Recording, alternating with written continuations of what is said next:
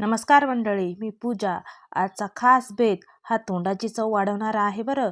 तर व्हिडिओ नक्की शेवटपर्यंत बघा. आवडल्यास लाईक करा, शेअर करा आणि सबस्क्राईब करा. बघा, मी ते गरमागरम पातवडी ही कशा पद्धतीत बनवली ते नक्की बघा.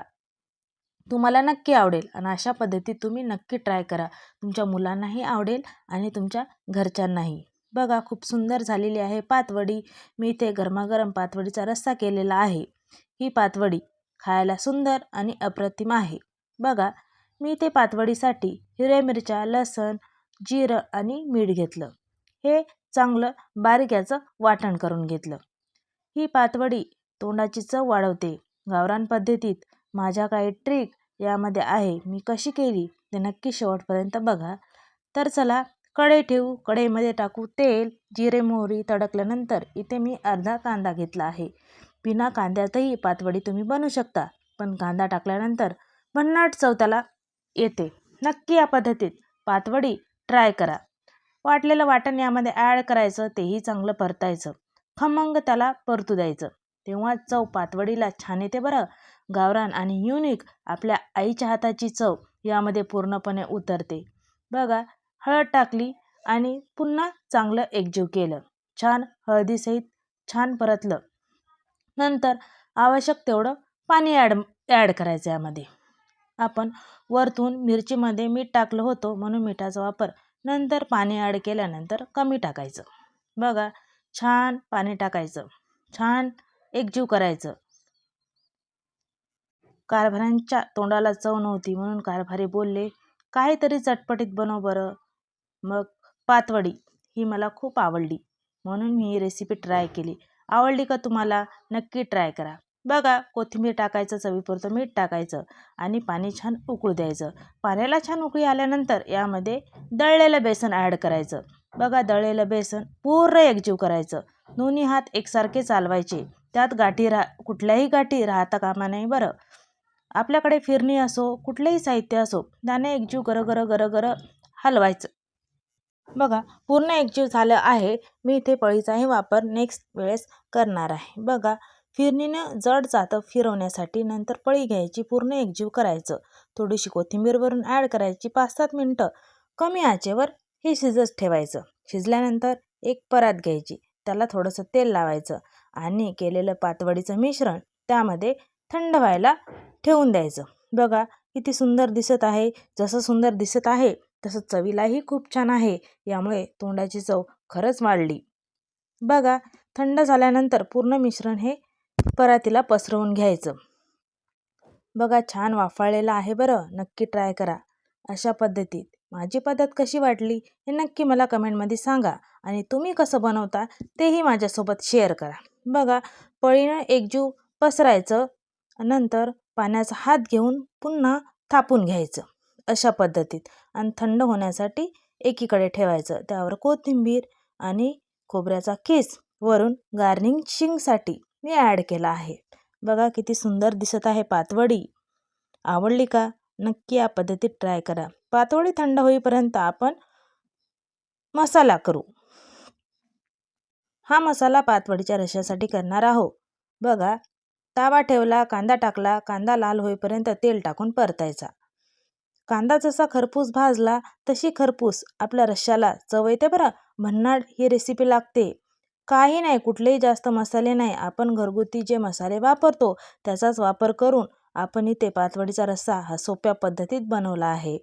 लाल कांदा झाल्यानंतर त्यामध्ये मी टोमॅटोही ॲड केला. त्यालाही छान परतलं. दोन्ही इन्ग्रेडियंट्स चांगले परतू द्यायचे.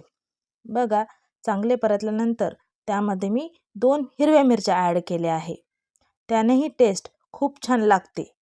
हिरव्या मिरचीमुळं तुम्ही ही पद्धत नक्की ट्राय करा. आपल्या आजीच्या हातची चव येईल तुमच्या पातवडीला. चांगलं खरपूस मसाला भाजल्यानंतर त्यामध्ये अद्रक लसूण मी ॲड केलं. अद्रक लसूणच्या नंतर त्यामध्ये जिरे, धनेही ॲड केले. तेही खरपूस वाटण हे भाजून घेतलं मी आणि नंतर मिक्सर जारमध्ये बारीक पेस्ट करून घ्यायची. एवढे सारे मसाल्यातच आपण पातवडीचा रस्सा हा बनवणार आहोत. चला, मिश्रण आपलं बारीक झालं. कढई ठेवू, तेल टाकू. तेल छान कडकडीत तापल्यानंतर त्यामध्ये वाटलेलं वाटण हे ॲड करायचं. वाटेलं वाटण लाल होईपर्यंत, एकजीव होईपर्यंत खरपूस असं भाजून घ्यायचं. कडेकडेने त्याला तेल सुटते. बघा, छान खरपूस जेवढं आपण भाजल तेवढं रश्श्यालाही भन्नाट चव येते. नक्की या पद्धतीत ट्राय करा. आवडल्यास लाईक करा, शेअर करा आणि सबस्क्राईब करा. आपल्या रोजच्या वापरामध्ये आपल्याला रोज प्रश्न पडतो, आज कुठली भाजी, उद्या कुठली भाजी, हा इथे प्रश्न मिटणार आहे. मी माझ्या घरगुती जेवणापासून नवीन नवीन रेसिपी तुमच्यासोबत शेअर करत आहे.